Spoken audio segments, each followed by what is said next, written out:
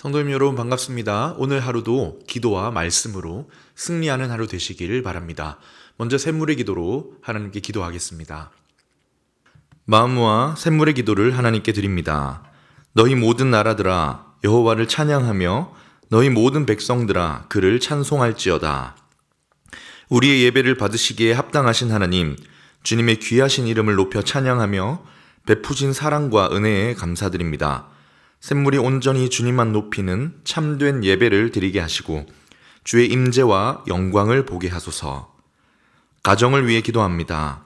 여호와께서 집을 세우지 아니하시면 세우는 자의 수고가 헛되며, 가정을 세우신 하나님, 샘물의 자녀들이 부모님의 사랑과 헌신에 감사하며 마음 다해 순종하게 하시고, 부모들은 자녀의 마음을 헤아리고 격려하며 신앙의 본을 보이게 하소서. 부부가 서로의 약점을 채워주는 돕는 배필이 되게 하시고, 사랑과 존경, 용서와 감사의 표현이 풍성한 행복한 가정이 되게 하소서. 주님 안에 한 몸 된 교회와 성도를 위해 기도합니다.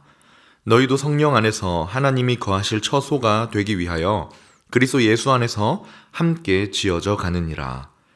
교회의 주인이신 하나님, 샘물의 성도들이 성령의 은사를 따라 서로를 섬겨 주님의 온전한 몸을 이루게 하소서. 샘물의 어르신들의 영육을 강건하게 하시고 건강이 연약한 성도들을 치유하시며 고난과 역경 중에 있는 성도들을 도우소서. 샘물의 자녀들이 믿음의 세대가 되게 하시고 학업과 취업과 결혼을 축복하시며 세상을 향한 복의 통로가 되게 하소서. 영적인 가족, 목장을 위해 기도합니다. 만일 한 지체가 고통을 받으면 모든 지체가 함께 고통을 받고, 한 지체가 영광을 얻으면 모든 지체가 함께 즐거워하느니라. 선한 목자이신 하나님, 목장을 섬기는 목자들을 축복하시고 섬김과 수고를 기억하소서. 샘물의 목장마다 기쁨과 슬픔을 함께 나누고 서로를 위해 뜨겁게 기도하며 치유와 회복이 있게 하소서. 이웃을 향한 섬김과 환대로 따뜻하고 즐거운 목장, 사람을 남기는 목장이 되게 하소서. 나라와 선교를 위해 기도합니다. 하나님은 온 땅의 왕이심이라 지혜의 시로 찬송할지어다. 온 땅의 통치자 되신 하나님, 이 나라를 다스리셔서 주님의 공의와 정의가 실현되며 주의 복을 받는 나라가 되게 하소서. 각 처에서 복음 전하는 선교사들을 성령으로 충만하게 하시고 안전을 지켜주시며 모든 필요를 채워주소서. 전쟁으로 고통받는 사람들에게 속히 평화를 주시고 북한 땅에도 자유와 평화와 구원을 허락하소서. 오늘도 샘물 성도들과 동행하셔서 복된 하루가 되게 하소서. 예수님의 이름으로 기도드립니다. 아멘. 오늘 우리에게 주시는 하나님 말씀은 사도행전 17장 1절에서 9절까지 말씀입니다. 그들이 암비볼리와 아볼로니아로 다녀가 데살로니가에 이르니 거기 유대인의 회당이 있는지라. 바울이 자기의 관례대로 그들에게로 들어가서 새 안식일에 성경을 가지고 강론하며 뜻을 풀어 그리스도가 해를 받고 죽은 자 가운데서 다시 살아나야 할 것을 증언하고 이르되, 내가 너희에게 전하는 이 예수가 곧 그리스도라 하니, 그 중에 어떤 사람 곧 경건한 헬라인의 큰 무리와 적지 않은 귀부인도 권함을 받고 바울과 실라를 따르나, 그러나 유대인들은 시기하여 저자의 어떤 불량한 사람들을 데리고 떼를 지어 성을 소동하게 하여 야손의 집에 침입하여 그들을 백성에게 끌어내려고 찾았으나 발견하지 못하매 야손과 및 형제들을 끌고 읍장들 앞에 가서 소리질러 이르되, 천하를 어지럽게 하던 이 사람들이 여기도 이르매 야손이 그들을 맞아들였도다. 이 사람들이 다 가이사의 명을 거역하여 말하되 다른 임금 곧 예수라 하는 이가 있다 하더이다 하니, 무리와 읍장들이 이 말을 듣고 소동하여 야손과 그 나머지 사람들에게 보석금을 받고 놓아주니라. 아멘. 오늘의 말씀은 예수님입니다. 예수님은 어떤 분이신가? 계속해서 사도 바울이 전도여행을 하면서 복음을 전하는 내용이 나타나고 있는데요. 오늘 본문은 데살로니가에 가서 복음을 전하는 내용입니다. 제2차 선교여행, 전도여행을 하던 바울 일행이 데살로니가에 도착을 했어요. 여기서 새 안식일 약 3주간을 머물면서 회당에 가서 복음을 전합니다. 여기에 2절에 보면 바울이 관례대로 복음을 전했다고 하는데 바울의 선교 전략대로라는 말입니다. 바울은 어떤 지역을 가면 항상 그 지역에 있는 유대인의 회당에 들어갔습니다. 유대인의 회당에 들어가면 유대인이 있고요. 유대교를 믿는 유대인, 그리고 유대교로 개종한 이방인이 있고 또 그 외에 유대교로 개종하진 않았지만 하나님을 경외하던 이방인이 있습니다. 이들에게 구약 성경을 3주간 풀어주는 거예요. 그런데 구약 성경을 풀어주는 주 내용이 무엇입니까? 그리스도가 오시기로 예언이 되어 있던 그 구약 성경, 그리스도가 오시기로 되어 있는데 고난을 받고 부활하실 것에 대한 예언을 짚어주면서 내가 너희에게 지금 소개하고 있는 예수가 바로 그 그리스도다라는 것이 바울의 복음이었습니다. 여러분, 그렇다면 이 바울의 복음, 이 본문에 나타난 예수님이란 분, 그 그리스도 예수라는 분은 어떤 분으로 소개되고 있을까요? 오늘 말씀을 통해 내가 믿고 의지하는 예수님, 내가 사랑하는 예수님은 어떤 분이시고 내가 어떤 분을 믿고 있는지 다시 한번 살펴보는 시간이 되면 좋겠습니다. 첫 번째입니다. 바울이 말하는 그 복음에 말하는 예수님은 어떤 분이신가? 예수님은 죽음을 이기신 왕입니다. 예수님, 내가 믿는 예수님, 내가 사모하고 동행하는 예수님은 죄와 사망의 권세를, 죽음을 이기신 왕이시다. 여러분, 3절에 보면 바울이 성경을 가지고 뜻을 풀어줍니다. 아까 말씀드렸던 것처럼 뜻을 풀어 그리스도가 해를 받고 죽은 자 가운데서 다시 살아나야 할 것을 증언하고 있습니다. 그리스도가 올 것이라고 했다는 거예요, 구약에서. 그런데 이 그리스도에 대한 예언이 무엇입니까? 해를 받고 고난을 받고 죽은 자 가운데서 부활할 것을 성경에서 예언을 하고 있고, 그 말을 인용하면서 3절 하반절에 뭐라고 합니까? 내가 너희에게 전하는 이 예수, 내가 너희에게 이 멀리까지 와서 전하는 이 예수가 곧 성경에서 예언했던 그리스도이시다라는 겁니다. 바울이 지금 회당에 모인 사람들에게 예수님을 그리스도라고 하면서 어떤 분으로 소개하고 있습니까? 우리를 구원할 그리스도께서 오시기로 되어 있는데 그분이 죽은 자 가운데서 살아나셔서 죽음을 이기고 살아나셔서 우리에게 오셨다라고 소개하고 있지 않습니까? 이게 이제 과거형이 되었지요. 너희가 기다리던 그리스도가 내가 지금 전하는 예수님이라는 예수라는 분이신데 이분이 어떤 분이라고요? 십자가에 우리를 위하여 대신 죽으셨다가 그 죽음이 그를 가두지 못하고 3일 만에 다시 부활하셔서 죽음을 이기시고 우리에게 다가오신 왕이시다라는 겁니다. 여러분, 이것이 유대인들에게는 충격이었을 거예요. 왜입니까? 죽음을 이기는 방법이 없기 때문입니다. 사실 유대인들은 율법을 가지고 이 율법을 철저하게 지키면 죽음을 이길 수 있을 거라고 생각했습니다. 그러나 정말 솔직한 유대인들은, 정말 진정성 있는 유대인들은 율법을 지켜 죽음을 이긴다는 것이 얼마나 불가능한 일인지 이미 알고 있었죠.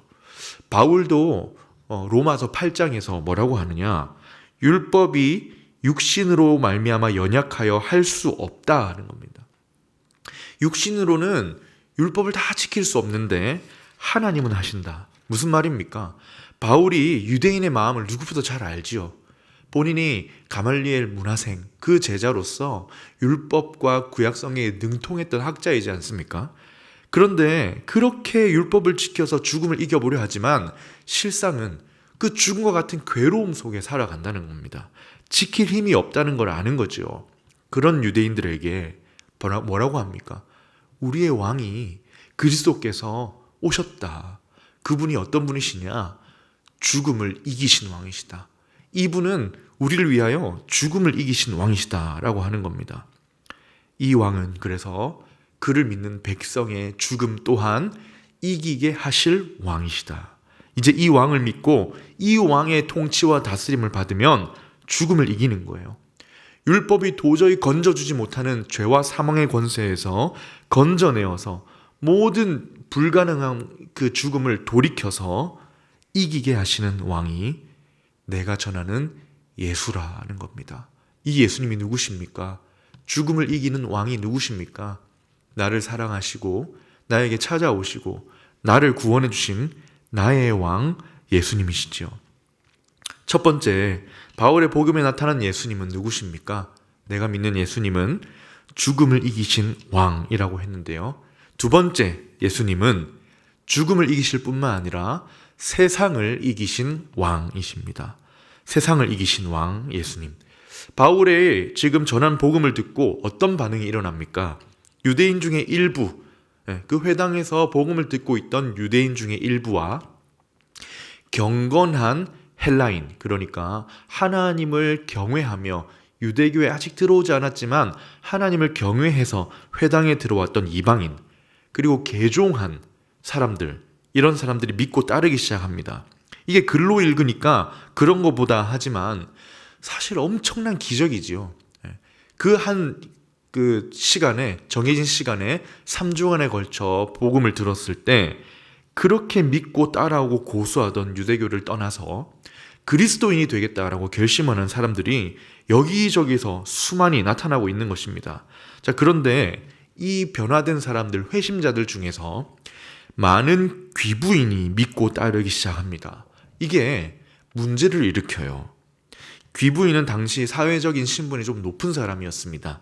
아마 데살로니가는 그 도시 안에서도 영향력을 가지고 있던 계층이었겠지요. 그러니 지금 유대 회당에서도 그 성도들, 그 그룹들 중에서 유대 회당에 모인 사람들 중에서도 강력한 유대교 지지자들, 그 회당을 이렇게 지탱하는 지지층이었을 겁니다. 그런데 지금 그들이 회심을 하여 바울이 말하는 예수 그리스도를 따르겠다고 하니 유대인들 입장에서는 큰 손해이죠. 그래서 어떻게 하느냐?